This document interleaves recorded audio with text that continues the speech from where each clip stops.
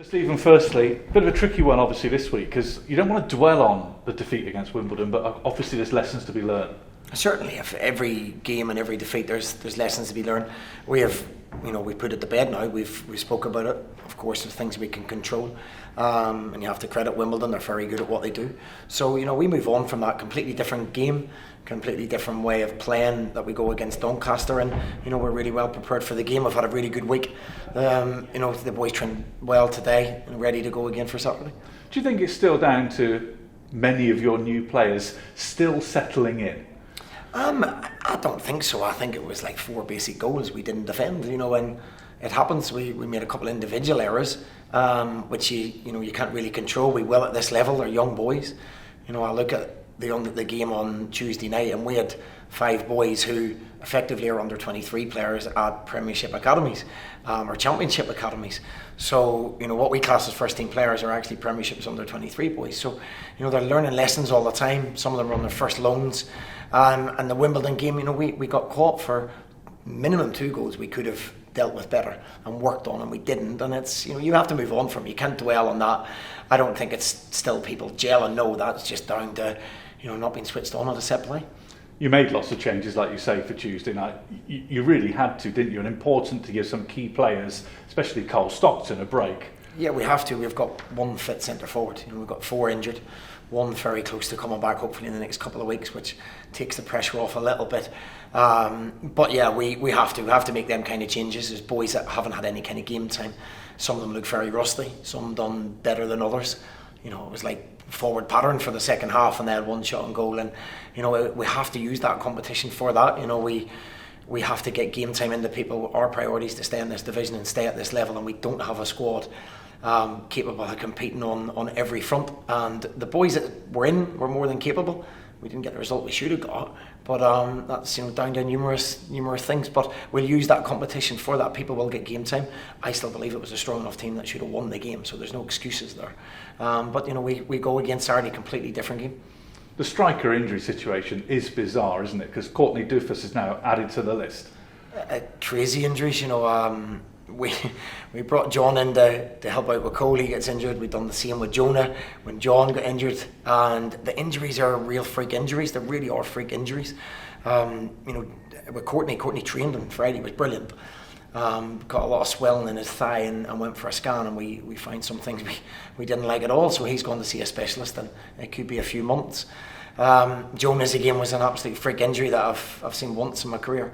With David Turnbull, and we got lucky really because it was only 4 weeks out, and John's was a complete tear off the bone. So 3 really, really unusual injuries that you can't legislate for, but you have to get on with it. We can sit and make excuses and find reasons that feel sorry for ourselves, but the boys that have come in, Cole's carried the line so well. He'll continue to do that. I think we gained Wes McDonald on Saturday and again on Tuesday night. I think we gained Josh McPeak from his performance again on Tuesday night. And Jacob Mintz's first football of the season, Scott Wooten's first performance of the season of any length of time. And we definitely gained players. Alfie McCalmont playing as a 6. So Ryan McLaughlin's first 60 minutes. So there's lots of boys getting game time. That's what we used that night for. And now hopefully they'll be able to compete for places. And we keep talking about Cole Stockton, don't we? And Saturday does it again with a world-beating goal. It's not often I celebrate too much, but it was brilliant. It was class, pure class. He looks up and sees it as well, so it's no fluke. And for me, it's goal of the season. If any Premiership player had done that, I'd been all over the place. It gets played down because it's Morecambe and League One, but it was fantastic. And Cole's been really, really good, and he knows he has to keep doing that. He's led the line well. He's scoring goals. He's enjoying his football, but he needs to keep on top of that and keep doing that. Another plus was Arthur Nouah with some fantastic end product. He's shown glimpses before, but there was a lot more of that, wasn't there? Yeah, we've constantly worked on the wide players about putting balls into the box and picking people out. And if you look at Saturday with Arthur, he created a lot of chances. He was excellent, and especially in the second half. And Wes, when he came on, there was crosses, there was 1v1s. So they're starting to have that end product. Same with Josh McPeak. We'd love a few more goals from him. That's the next bit they have to add to the game. But if they'd done all that, they probably wouldn't be at Morecambe.